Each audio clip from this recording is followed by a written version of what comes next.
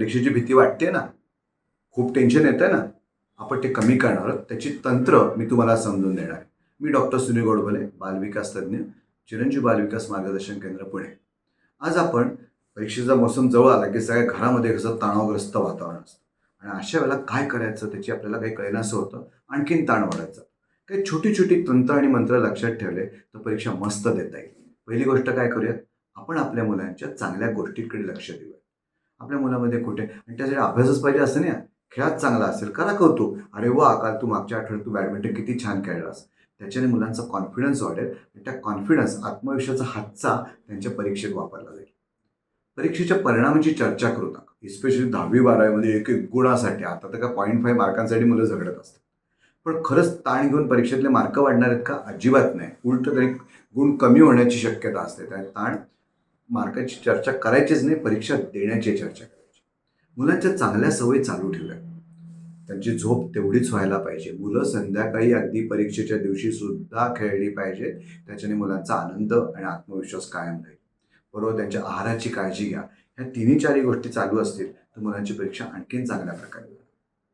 एक वेगळी महत्त्वाची गोष्ट ज्याला मॅनिफेस्टेशन म्हणतात किंवा पॉझिटिव्ह थिंकिंग म्हणतात. त्याची टेक्निक काय जरा डिटेलमध्ये सांगू इच्छितो. परीक्षेच्या प्रत्यक्ष परीक्षेचे कल्पनाचित्र म्हणजे मुलांना शेजारी घेऊन बसा आणि विचार करा, आपण आता परीक्षेच्या केंद्रावर पोहोचलोय. आपण सगळी तयारी केलेली आहे. आपल्याकडे सगळं पेन, पेन्सिल, ॲडमिट कार्ड सगळं नेलेलं आहे. हातात परीक्षेचा पेपर आलेला आहे, प्रश्नपत्रिका आली. एकदम सोपे पेपर आहेत. मला प्रत्येक प्रश्नाचं उत्तर येत आहे. मी भरा प्रत्येक गोष्ट छान अक्षरात लिहितोय. माझा पेपर वेळेत संपलाय आणि मी या परीक्षेमध्ये मला यश मिळणारच आहे. हे मुलांबरोबर रोज सकाळी परीक्षेच्या आदल्या दिवशी करून बघा.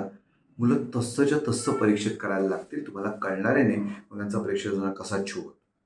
आणखीन एक टेड आहे म्हणजे मुलं ह्याच्या उलटे घडतं. एवढं करून मुलं थोडी मोठी मुलं तर सांगायला लागतात, "आई मला टेन्शन आलंय." "हे असं काही नसतं." असं न करता शेजारी घ्या. "बोल बेटा काय तुला वाटतंय?" बऱ्याच वेळेला असा अनुभव आहे की मुलं जे आईला ताण कसा आला आणि काय आलाय सांगतात, तिथंच त्यांचा ताण हलका होतो आणि मुलं पॉझिटिव्ह बनतात. आणि महत्त्वाचा पार्ट आहे, हे सगळं करताना मूल तुमच्याकडे खूप आशेने बघत असतं आणि आशात आपलं काय उत्तर आहे, "मैं हूं ना, तू कर बिंदास, मी तुझ्या पाठीशी आहे. काय होईल 1-2 मार्क कमी पडतील, वर्स्ट काय होईल नापास होशील तरी सुद्धा मी तुझ्या पाठीशी आहे. मला तू महत्त्वाचा आहेस, परीक्षा नाही." हे मुलांना सहज आणि जाणीवपूर्वक कल्पना द्या. आणि एवढं करून एखाद्या वेळेला मात्र एखादं मूल, विशेष करून वयात आलेली मुलं खूप ताणाखाली जातात. तेव्हा मात्र ते समजून घ्या. गरज पडली तर वेळेस तज्ज्ञांचा सल्ला घ्या आणि तेव्हा आपण मुलांना विशेष काळजी घेऊन त्यांची समस्या सोडवू शकतो. सगळ्यात महत्त्वाचं काय याच्या एंडला, की परीक्षा ही अशी टेन्शन घेऊन करण्याची गोष्टच नाही. परीक्षा एखाद्या उत्सवाप्रमाणे साजरी करा. एक एक दिवस धमाल येऊ देत. त्या परीक्षेवर तुटून पडा आणि तो जिंकण्याचा आनंद आपल्या मुलांना द्या. रिझल्टची वाट नका पाहू. परीक्षा संपली की दुसऱ्या दिवशी पार्टी करा. पण यश तुमचंच आहे. हे आणि असे विषय तुम्हाला आवडत असतील तर आमचा यूट्यूब चॅनल तर तुम्ही जरूर शेअर करा, सबस्क्राईब करा, लाईक करा. धन्यवाद.